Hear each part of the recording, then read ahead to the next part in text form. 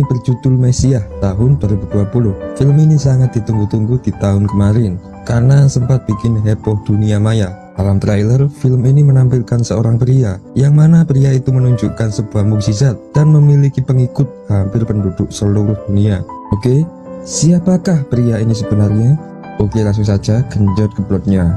Sebelum nonton plotnya, Mimin saranin untuk siapin kopi guys, karena film ini sebenarnya dipisah menjadi 10 episode yang kemudian Mimin gabungin menjadi satu. Jadi mungkin Mimin jelasinnya agak panjang. Film ini juga memiliki ending yang mungkin membuat kalian bertanya-tanya.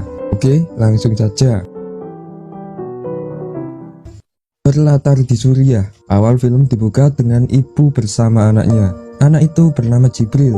Saat itu Jibril bertanya kepada ibunya soal Tuhan. Jika Tuhan ada, mengapa Tuhan tidak membantu rakyat yang disiksa dan dibunuh pada saat itu? Lalu ibunya menjawab bahwa semua itu adalah takdir, dan semua itu juga sudah direncanakan oleh Allah.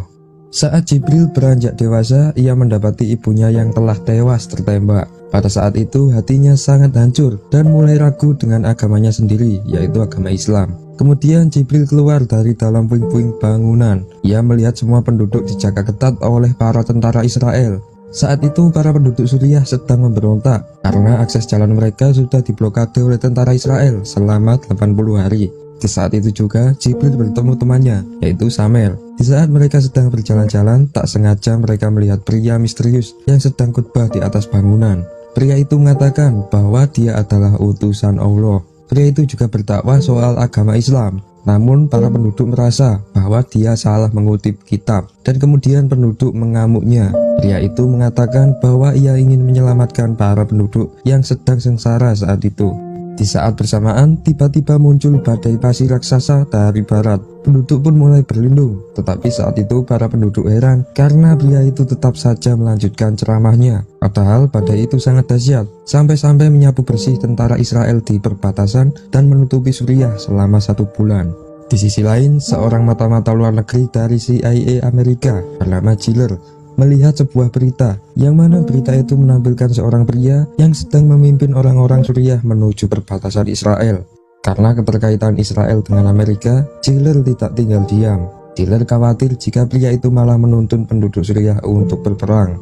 Hampir seluruh rakyat Suriah mengikuti pria itu dan memanggilnya sebagai Al-Masih.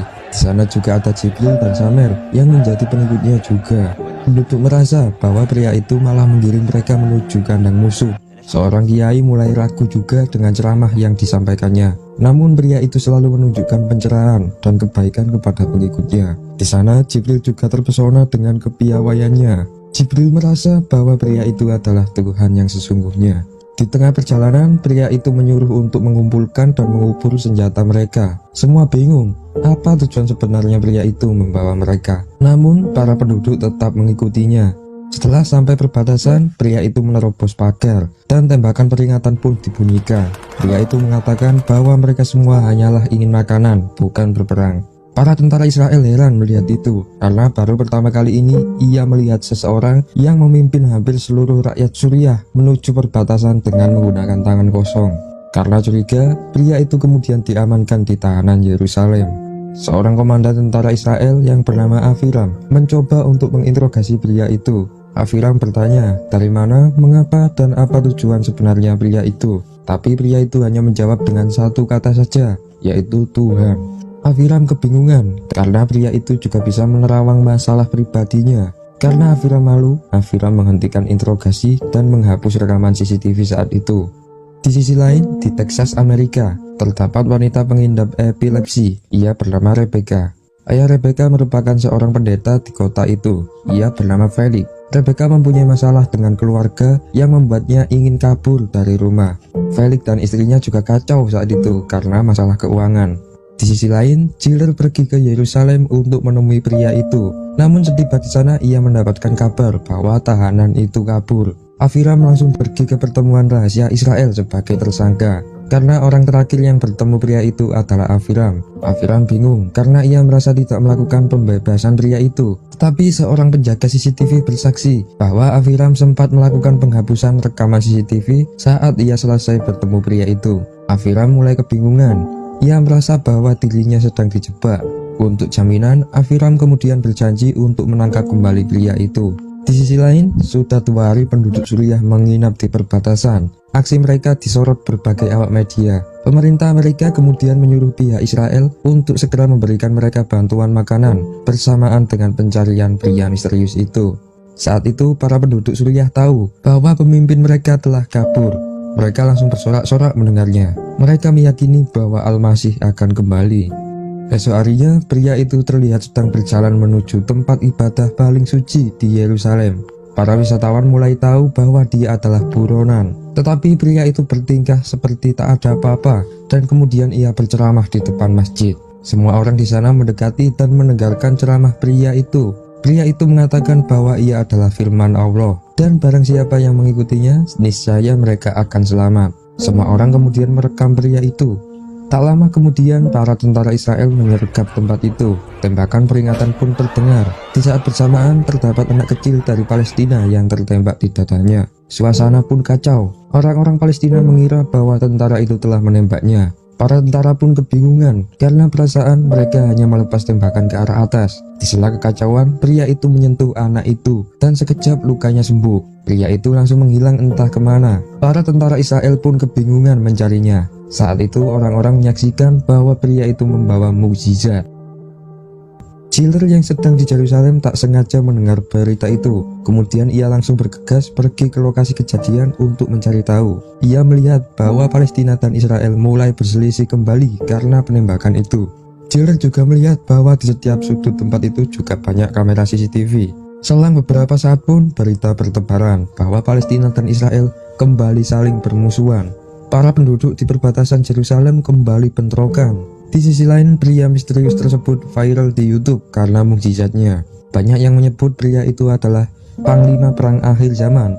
Para ulama Arab pun menanggapi dan memperingatkan untuk tidak terpengaruh dengan pria itu. Di sisi lain, Chiller menemui penjaga monitor CCTV dan menganalisa kejadian itu. Namun ia heran karena ia melihat bahwa tentara Israel itu hanya menembakkan senjatanya ke arah atas 1 kali. Ditambah lagi, anak kecil itu berada di tengah kerumunan orang. Jadi mustahil jika anak itu tertembak. Chiller merasa bahwa kejadian itu hanya sandiwara. Ia langsung pergi ke Palestina untuk mencari anak itu. Setiba di sana, Chiller mendapat informasi dari warga bahwa anak itu telah dibawa ke pusat kota. Karena para penduduk yakin bahwa anak itu adalah anak suci yang telah disentuh Tuhan. Mendengar itu, Chiller pun pergi karena percuma juga menangkap anak itu. Kejadian mukjizat itu kemudian viral dan menyebar cepat ke penjuru dunia. Media televisi seluruh dunia dipenuhi oleh berita heboh itu. Di Texas, saat malam Rebecca mulai kabur dari rumahnya. Tetapi di tengah perjalanan, ia melihat badai tornado yang menuju kotanya. Felix dan istrinya kebingungan mencari Rebecca. Seluruh penduduk pun masuk ke lubang bawah tanah. Di saat mau menutup pintu lubang, Felix melihat Rebecca yang berdiri tepat di depan badai. Di saat bersamaan, teman Rebecca mencoba merekam momen itu dan tiba-tiba ia terkejut. Di sisi lain, Chiller bersama timnya terkejut melihat postingan yang baru diunggah di Facebook 4 menit yang lalu. Chiller melihat pria itu tiba-tiba berada di kota Texas yang telah tersapu oleh tornado. Ternyata di dalam video itu, pria tersebut telah melakukan mukjizat juga di Texas, yaitu menyelamatkan nyawa Rebecca. Chiller heran karena pria itu bisa pindah begitu cepat dari Yerusalem ke Texas. Chiller langsung meminta rekannya untuk membekukan postingan itu dan jangan sampai menjadi viral. Di Texas, Felix berterima kasih kepada pria itu karena ia telah menyelamatkan nyawa anaknya. Felix bertanya bagaimana dia bisa melakukan hal itu, karena Felix juga pernah melihatnya di TV bahwa pria itu juga melakukan mukjizat di Yerusalem. Lalu pria itu menjawab bahwa dirinya adalah Tuhan. Di sela mereka berbincang-bincang, polisi Amerika menangkap pria itu karena tuduhan melakukan migrasi ilegal. Felix pun berusaha membantu pria itu dengan menyewa seorang pengacara. Di sisi lain, ternyata di balik penangkapan pria itu adalah Chiller. Chiller khawatir jika pria itu bisa memprovokasi penduduk dan melakukan pemberontakan, seperti halnya kejadian-kejadian sebelumnya. Esok harinya, Chiller mencoba menemui pria itu di sel. Ia kemudian mengajukan beberapa pertanyaan kepada pria itu. Chiller menanyakan apa tujuan sebenarnya pria itu, karena Chiller merasa bahwa pria itulah penyebab dari permusuhan kembali Israel dan Palestina. Lagi-lagi pria itu hanya menjawab satu kata, yaitu Tuhan. Pria itu malah berbalik mencelamai Chiller dan membuatnya kebingungan. Lebih herannya lagi, pria itu bisa menerawang seluk-beluk kehidupan pribadinya. Kata-kata pria itu membuat Chiller berlinang air mata. Pria itu juga tahu bahwa Chiller tak akan bisa untuk mempunyai keturunan. Karena malu, Chiller pun pergi keluar dari sel itu. Esoknya, persidangan pun diproses. Saat itu, pria tersebut dibantu oleh pengacara sewaan Felix. Pihak Chiller memberikan pengajuan untuk menahan pria itu di Amerika karena pelanggaran undang-undang migrasi. Tujuan Chiller sebenarnya adalah untuk membekukan pria itu di Amerika supaya ia tidak bisa melakukan aktivitas provokasi lagi di tempat lain. Namun hakim malah memutuskan untuk mengembalikan pria itu ke asalnya. Akhirnya pria itu kemudian angkat bicara. Pria itu secara tak langsung menyindir dan membuka aib sang hakim. Hakim itu pun mulai berpikir bahwa memang benar kata-kata pria itu. Pria itu menceramai hakim tersebut sampai hakim itu mulai sadar dengan dosa-dosanya. Akhirnya hakim memutuskan untuk mengundur persidangan. Peristiwa itu membuat heboh dunia maya karena ini juga merupakan undang-undang yang sangat sensitif. Semua orang tahu bahwa Amerika melarang keras orang-orang Arab masuk ke negaranya. Semua awak media pun berkumpul ke gedung persidangan untuk meliput peristiwa itu. Esok harinya sidang kedua pun dimulai. Di sana tanpa bicara panjang, hakim pun langsung memutuskan untuk membebaskan dan meresmikan pria itu sebagai warga Amerika. Semua pun kaget mendengar keputusan itu, karena baru kali ini Amerika memperbolehkan warga Arab menetap di sana. Semua pejabat juga kaget mendengarnya. Berita pun menyebar dengan cepat. Di tengah kerumunan awak media, pria itu pun dibawa pulang oleh Felix. Felix sangat lega atas keputusan ini, dan ia pun sempat jadi sorotan media. Beberapa hari kemudian, semua orang dari penjuru dunia mendatangi kota Texas yang merupakan kediaman Felix dan Al-Masih itu. Semua orang percaya bahwa pria itu adalah Tuhan Yesus. Para awak media pun juga memadati kota Texas. Di sisi lain, Chiller juga memonitor CCTV yang sebelumnya ia pasang di sekitar tenda pria itu. Di sisi lain, para penduduk Suriah telah menanti kedatangan pria tersebut. Mereka sudah berminggu-minggu menginap di perbatasan. Bantuan makanan pun mulai habis. Saat mereka mendirikan sholat, salah satu warga tewas kelaparan. Samer pun memutuskan untuk kembali ke Suriah. Namun Jibril menolaknya. Jibril yakin bahwa pria itu akan kembali dan menolongnya. Namun Samer menjelaskan bahwa kenyataannya pria itu telah berubah menjadi Tuhan orang-orang Amerika. Seorang kiai juga menjelaskan bahwa pria itu bukanlah Nabi Isa yang kembali. Mereka akhirnya memutuskan untuk mengungsi di negara terdekat, yaitu Yordania. Namun Jibril tetap saja menunggu pria itu di perbatasan. Samer pun terpaksa harus meninggalkannya karena ia merasa bahwa Jibril telah murtad. Di sisi lain, Aviram pergi ke Amerika dan menyamar di sana. Ia membeli pistol dan kemudian berangkat menuju Texas. Ia mempunyai misi untuk menangkap kembali pria itu. Aviram langsung pergi ke belakang tenda pria itu dan menodongkan pistol. Di saat bersamaan, Chiller melihat kejadian itu dan lari mengambilinya. Namun ketika Aviram akan menembaknya, tiba-tiba ia menjadi ragu dan menggagalkan misinya. Pria itu kemudian pergi meninggalkan Aviram. Chiller kemudian menemui dan memberitahu Aviram bahwa ia juga sedang menyelidiki pria itu. Chiller meminta Aviram untuk membiarkannya karena Chiller juga ingin mengetahui pria itu lebih dalam. Semakin hari pengunjung semakin padat. Banyak juga orang yang kecewa karena keinginannya tidak terpenuhi. Saat itu Chiller mendapat informasi dari rekannya yang berada di Teheran. Ia mengatakan bahwa pria itu sebenarnya bernama Payam Golshiri yang merupakan orang Teheran. Rekannya itu mendengar bahwa ada seseorang yang mengaku adalah kakaknya. Chiller langsung mencoba menyelidiki tentang hal itu. Esoknya keluarga Rebecca mulai berkemas-kemas karena pria itu memintanya untuk mengikutinya. Ayah Rebecca kemudian mempersiapkan mobilnya dan memulai perjalanan tanpa tujuan. Ribuan mobil pun mengikuti mereka. Di tengah perjalanan, ribuan orang di pinggir jalan bersorak-sorak Al-Masih. Kendaraan yang mengikutinya pun semakin banyak. Saat itu Rebecca terus-menerus memfoto wajah pria itu dan menguploadnya di Instagram dengan hashtag Al-Masih. Ia kaget karena tiba-tiba followersnya meledak sampai 700.000 pengikut setiap menitnya. Rebecca tak menyadarinya bahwa postingannya itu sampai menyebar di media TV global. Semua orang tahu bahwa pria itu sedang menuju Washington DC. Di sana puluhan ribu kendaraan terparkir di depan Gedung Putih dan berita pun secara live tersebar di seluruh dunia. Di sana hampir seluruh penduduk Washington mengikutinya. Akhirnya mereka sampai dan semua orang mulai mengikuti pria itu. Pria tersebut kemudian berhenti di depan kolam dan kemudian mulai berkhotbah. Pria itu mengatakan bahwa saat ini Tuhan ada di hadapan mereka. Pria itu kemudian melakukan mukjizat dengan berjalan di atas kolam. Sontak warga terkagum melihatnya. Semua orang merekam dan meliput kejadian itu. Mereka percaya bahwa ia adalah benar-benar Tuhan. Di sisi lain, Jibril mulai lelah dengan hidupnya. Ia pun nekat berjalan telanjang menghadapi tentara Israel itu. Media TV pun langsung meliput aksinya itu. Jibril mendekatkan tubuhnya ke senapan tentara Israel itu. Namun tentara Israel itu tak tega melihatnya dan menurunkan senjatanya. Peristiwa itu membuat seluruh warga Palestina heboh, karena baru kali ini tentara Israel yang kejam itu bisa luluh hatinya melihat seorang bocah itu. Jibril pun menjadi sorotan warga Palestina dan ia pun langsung dibawa ke pusat pemerintahan Palestina. Di sisi lain, di Yordania, Samer menginap di sebuah pondok yang mewah. Samer juga dilayani dengan sangat baik di sana. Di sana, Samer dididik oleh seorang guru yang piawai. Di sisi lain, Jibril berhasil mendapatkan beberapa informasi tentang pria itu dan kemudian menunjukkannya kepada Menteri Presiden Amerika. Namun, data-data yang dimiliki Jibril tersebut masih tergolong asumsi. Menteri pun menolak info itu dan menyuruh Jibril untuk mencari bukti nyata. Di Washington, keluarga Rebecca pun mendadak kaya raya sejak kehadiran pria itu. Ia membeli sebuah hotel khusus untuk pria yang dianggapnya Tuhan itu. Tempatnya pun tak pernah sepi oleh media televisi. Di Teheran, rekan Jibril yang dijuluki Q itu mendatangi rumah kakak Al-Masih itu. Kakak Al-Masih tersebut bernama Ardan Golshiri. Ia bertanya soal kehidupannya dari kecil. Saat Ardan menjelaskan kehidupannya, rekan Jibril diam-diam merekamnya melalui PC. Ardan mengakui bahwa ia kaget melihat adiknya yang tiba-tiba disembah oleh penduduk dunia. Ardan berkata bahwa dari kecil adiknya memang pintar dan pandai dalam memainkan trik sulap, terutama trik ilusi.